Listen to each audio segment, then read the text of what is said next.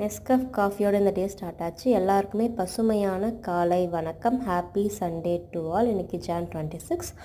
இந்த பேர்ட்ஸுங்கெலாம் அழகாக வீடியோ எடுக்கணும்னு பார்க்குறேன். எங்கே அதுங்க ஒழுங்காகவே போஸ்ட் கொடுக்க மாட்டேங்குதுங்க. எல்லாம் பறந்துக்கிட்டே இருக்குதுங்க. என்ன பண்ணுறது? காலை பிளச்சு வாங்கி என் பொண்ணுக்கு குத்தி விட்டாச்சு.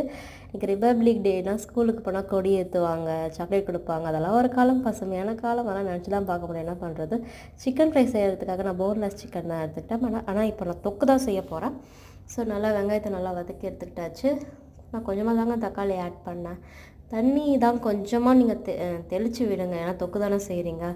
அப்புறம் நான் மேரினேட் பண்ண சிக்கனை இது கூட ஆட் பண்ணியாச்சு. இதில் ஒன்றுமே இல்லை, தயிர், உப்பு, மிளகாத்தூள் தான் நான் போட்டு ஊற போட்டு இது கூட சேர்த்துக்கிட்டேன். லாஸ்ட்டாக கார்னிஷிங்காக கொத்தமல்லி போட்டு இதை இறக்கியாச்சு. சிக்கன் தொக்கு வேலை முடிஞ்சிடுச்சு. அப்புறம் என்ன, சிக்கன் ஃப்ரைக்கு வருவோம். சிக்கன் ஃப்ரை இன்றைக்கி நல்லாவே வந்துருந்துச்சு. அப்புறம் ரசம் தான். இந்த மாதிரி நீங்கள் சிக்கன் 65 செய்கிறதுக்கு பதிலாக சிக்கன் ஃப்ரை செஞ்சு பாருங்களேன், சூப்பராக வரும். அப்புறம் பப்பாயா தான் ஈவினிங் ஸ்நாக்ஸுக்கு சாப்பிட்டேன். அப்படி இப்படி நைட் ஆகிடுது. எல்லாருமே நைட்டுக்கு தோசை தான் எதிர்பார்ப்பாங்க. நான் தோசை ஊற்றிக்கிட்டேன். அப்புறம் சிக்கன் ஃப்ரை இருந்துச்சு.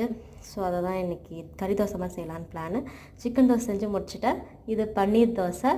ஸோ போட்டு இந்த மாதிரி ஸ்டைலில் ஊற்றியாச்சு. லாஸ்ட்லாம் வெங்காய தோசை என்னோடய மோஸ்ட் ஃபேவரட். பொடி இருந்தால் பொடி சேர்த்துக்கலாம், நான் நைஸ் சேர்த்துக்கிட்டேன். உங்களுக்கு நீங்கள் யார் தோசை லவரோ கமெண்ட்டில் சொல்லுங்கள். Bye guys.